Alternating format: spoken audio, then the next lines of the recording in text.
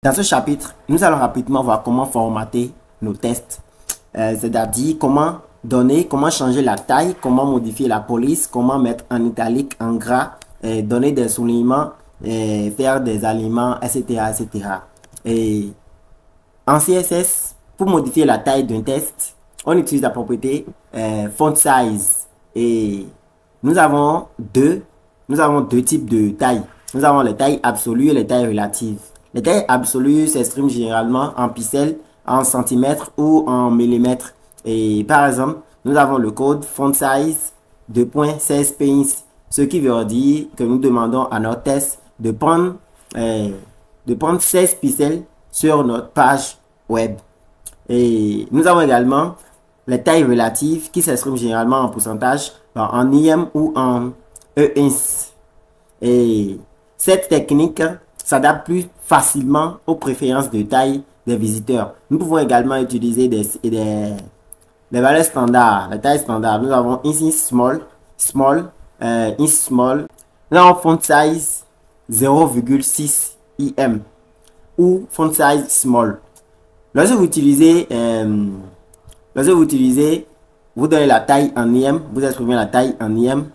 Si vous écrivez 1 EM, le test aura une taille normale. Comme si vous n'avez pas spécifié, vous n'avez pas donné une valeur à votre taille. Ça, c'est normal. Et pour l'augmenter, il suffit juste de donner une valeur un peu supérieure à 1. Par exemple, 1,3, 1,2, 1,1, 1,4 EM. Et si vous voulez que la taille soit un peu petite, vous pouvez donner une valeur inférieure à 1. Par exemple, 0,6, 0,8, etc., etc. Mais ici, vous n'allez pas mettre virgule. Le virgule qui est ici est un point. Donc, ça fait 1,2. Ce que nous lisons généralement 1,2. Pour modifier la police d'un test, on utilise la propriété font family. Et nous pouvons donner jusqu'à 4 valeurs à cette propriété. Mais comment cela fonctionne? Lorsque nous allons charger notre site sur notre navigateur, si la première police ne marche pas, ça va prendre directement la deuxième police. Sinon, ça va prendre la troisième police. Et dans le cas contraire, la quatrième police. Ce qui est sûr, l'une des polices va forcément marcher sur nos navigateurs. Et ici, en bas, tout juste en bas, nous avons les valeurs des propriétés. Nous avons Arial Black, Comic, sans MS, courrier, Neo, etc., etc. Et tout juste à côté, nous avons déjà ce que cela donne. Test en Arial Black, c'est ce que ça donne. Lorsque vous allez utiliser les valeurs qui sont ici, c'est ce que vous aurez comme résultat sur vos navigateurs. En HTML, nous avions vu deux balises qui nous permettaient de mettre nos tests en italique. Nous avons la balise EM et la balise I.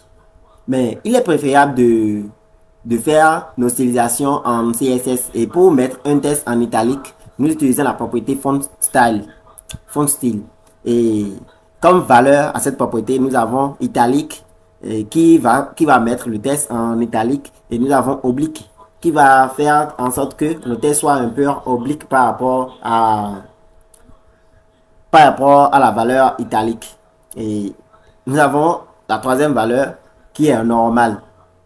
Ça veut dire que si en HTML nous avons utilisé la balise I ou la balise EM pour pouvoir mettre un test en italique, lorsque nous allons venir ici en CSS et mettre font style normal, le test va revenir normal. Ça ne serait plus en italique, ça va revenir en normal, pas comme par défaut. Pour mettre en gras en HTML, nous avons utilisé la propriété B. Nous avons utilisé B pour pouvoir mettre en gras ou strong. Mais comme je vous l'avais dit, il est toujours préférable de faire les stylisations en CSS. Et pour le faire, pour mettre un test en gras en CSS, nous utilisons la propriété font weight. Et ça prend comme valeur bold et normal. C'est-à-dire bold pour mettre en gras et normal pour mettre le test qui est en gras en normal, c'est-à-dire ça va le retransformer. Si nous avons utilisé la balise B en HTML, lorsque nous allons mettre font weight normal en CSS, ça va redevenir en normal. En HTML, nous avons utilisé les balises S et U pour pouvoir souligner ou barrer des mots. Mais ici en CSS, nous allons utiliser la propriété text decoration avec les valeurs comme underline, overline, blink, etc., etc. pour pouvoir faire les soulignements, mettre des lignes au-dessus des mots, faire clienter ou barrer ou mettre en normal. Vous savez déjà la propriété, la valeur non normal, vous savez déjà ce que ça fait. Si vous avez déjà utilisé la balise S ou U de l'autre côté, lorsque vous allez mettre non ici, ça veut dire que tout ça va s'annuler et ça va revenir normal. Pour faire les aliments en CSS, c'est-à-dire mettre notre texte à gauche ou à droite, justifier ou le faire centrer, on utilise la propriété text align avec les valeurs comme left, center, right et justify. Et left pour mettre notre texte à gauche et center pour centrer notre texte, right pour mettre à droite et justify pour pouvoir justifier notre texte. Et c'est exactement comme ce qu'on fait en Word. Et on centre, ou soit on met ça en gauche, ou on met ça à droite. C'est exactement comme ça. Mais ici, c'est en codant. Voilà, nous sommes à la fin de la partie théorique. Et dans cette vidéo, je vous rassure que tout ce qu'on a eu à voir dans la partie théorique est largement suffisant. Largement suffisant. Il suffit juste de noter et de bien comprendre puisque la pratique ne sera pas longue. Ça ne sera pas long. Et nous allons juste appliquer les propriétés et non toutes les valeurs. On ne va pas utiliser toutes les valeurs que nous avons vues. Donc, il suffit juste de noter et tout tester. Il faut tout tester afin de maîtriser. Dans le chapitre précédent, c'est là où on s'était arrêté. Maintenant, je vais entrer dans mon VS Code et je vais supprimer tout ce qu'il y a dans mon fichier style.css. Et je vais actualiser. Vous allez voir, tout est revenu à la normale. Maintenant, nous allons commencer avec les propriétés que nous avons vues dans ce chapitre. Et premièrement, pour pouvoir modifier la taille de nos textes, nous avons dit que nous allons utiliser la propriété font size. Et ici, je veux qu'on modifie la taille de ces deux liens. De ces deux liens-là. Donc, je vais venir ici. Ces deux liens sont ici. Nous avons les fruits et ma journée. Maintenant, je vais donner une classe. Ici, je vais donner fruits. Et comme c'est un lien, je vais dire fruit A. Pour pouvoir vite me retrouver, c'est pas, vous n'êtes pas obligé de mettre exactement ce que je suis en train d'écrire. Et non, ici, c'est pas fruit. Donc, journée. Journée A. Je viens ici. Je vais prendre fruit A. Et les classes, j'ai utilisé classe là-bas. Donc, pour débuter, je dois mettre point au début. Je dois mettre point. Et faire accolade. Maintenant, je vais utiliser font size. Font size. Et là, premièrement, nous avons dit 16 pins. Et 16 pins, c'est la taille normale. Par défaut, c'est ce que ça prend. 16 pins. Là, vous allez voir, il n'y aura pas de changement. Vous avez vu, il n'y a pas de changement.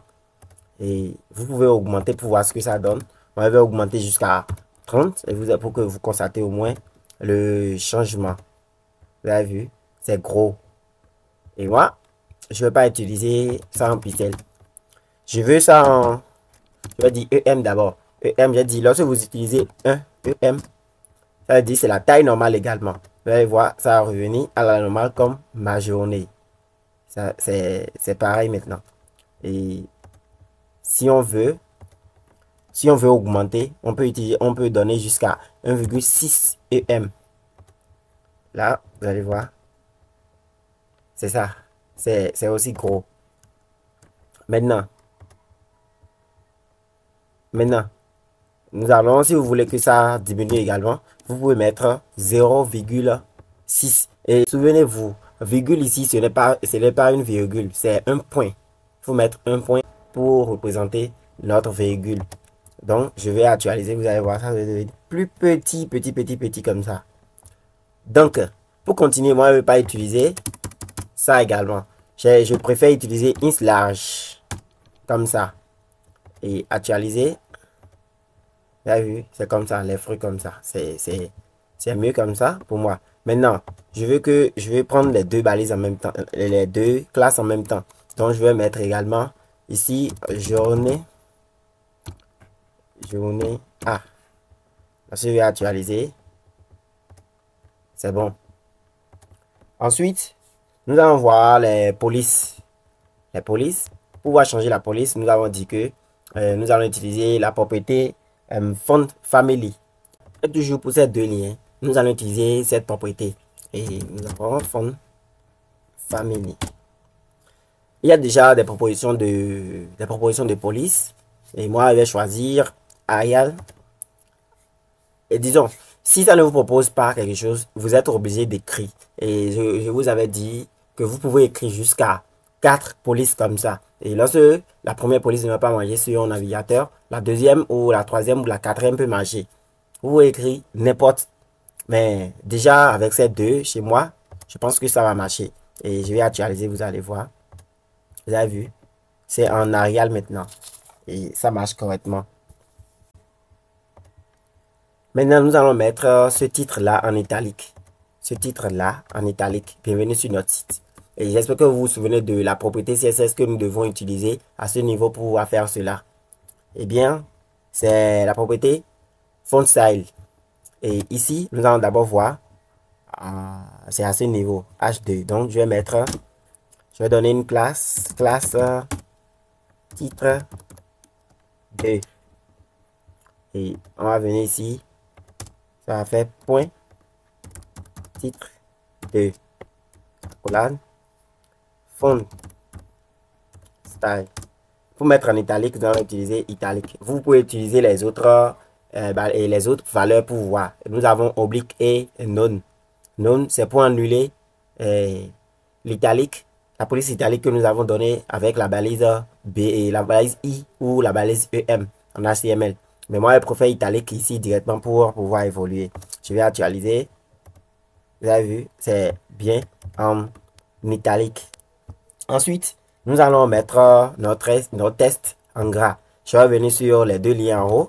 Je vais mettre ce lien-là, ces deux liens en gras. Donc, nous allons utiliser la balise, la propriété font weight. Font weight pour pouvoir mettre en gras avec bold. Vous pouvez donner de niveau, hein, de 100, 200, 300 pour pouvoir mettre en gras. Mais moi, je préfère la valeur directe. Bold. Donc, c'est bon, c'est en gras. Et on peut également utiliser la valeur non pour annuler ce que la balise B avait fait là-bas ou la balise strong avait fait en HTML. Maintenant, vous avez vu, si on vient sur notre lien ici, vous avez vu, c'est souligné. C'est souligné. Or, parce que c'est un lien. Les liens sont pas défaut soulignés. Et or, sur notre site, nous n'avons pas besoin que les gens voient des soulignements pour des liens comme ça. Donc, nous allons essayer de supprimer ces liens avec quelle propriété? Vous vous souvenez, j'espère. Avec la propriété test decoration. Comme ça. Et comme là-bas, il y a déjà c'est déjà souligné. Nous allons utiliser null pour annuler. Pour annuler, j'enregistre et puis j'actualise. Vous avez vu, c'est parti. C'est parti. Et vous pouvez faire pour ceci, vous pouvez souligner comme ceci. J'ai déjà enlevé pour ceci. Je vais utiliser les autres valeurs, vous allez voir. Donc, je viens ici, je fais test decoration underline et je vais actualiser. Vous voyez, ça a bien souligné. Et ensuite, je vais enlever ceci et barrer maintenant. Et line. Voilà. Actualiser également. Vous avez vu, c'est barré. Et ensuite, nous allons utiliser overline et actualiser. Vous avez vu, c'est maintenant en haut. Mais moi, je ne veux pas ça. Je vais supprimer alors. Je voudrais juste montrer comment ça se présente. Et vous pouvez essayer chez vous. Nous allons maintenant faire les alignements. C'est-à-dire centrer, mettre à gauche, mettre à droite, justifier, etc. Et pour Google, ici, je veux que ça soit centré, ça soit au milieu comme ça soit centré. Donc, je vais venir ici, nous allons voir, c'est H, donc il va donner une classe Google. Je viens dans mon CSS, je fais un point Google, comme ça. Donc, pour pouvoir centrer les tests, ou pouvoir donner pouvoir faire des aliments, on utilise la propriété test align, comme ça. Et pour centrer, je vais mettre center. J'actualise, vous avez vu, c'est maintenant au milieu. Ensuite, vous avez vu, les paragraphes là sont trop en désordre, c'est pas bien justifié. Tous les paragraphes. Donc moi, je veux mettre les paragraphes là en justify. Et là, je vais juste mettre P parce que c'est tous les paragraphes je veux. Donc, je fais test decoration. J'oublie test align center. Non, justify comme ça. Et j'actualise. Vous avez vu, ici maintenant, c'est bien droit. Ce n'est plus en désordre comme c'était. Voilà.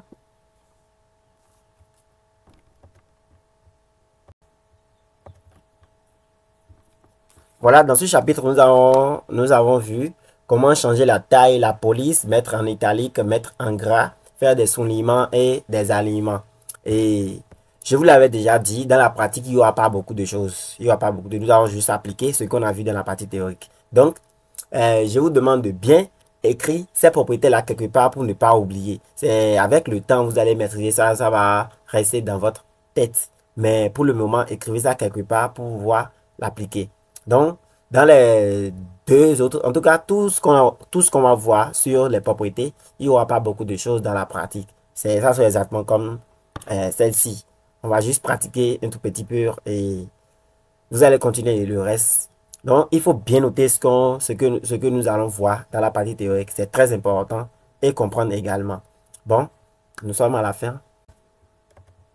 Et j'espère que vous avez bien compris ce qu'on a fait aujourd'hui. Voilà, nous sommes à la fin de ce chapitre. Si vous avez aimé la vidéo, je vous demande humblement de la liker, de vous abonner à la chaîne si vous ne l'avez pas encore fait et d'activer la cloche de notification. Et si vous n'avez pas bien compris quelque chose, je vous demande de la mettre en commentaire pour que je puisse la répondre et vous aider à évoluer.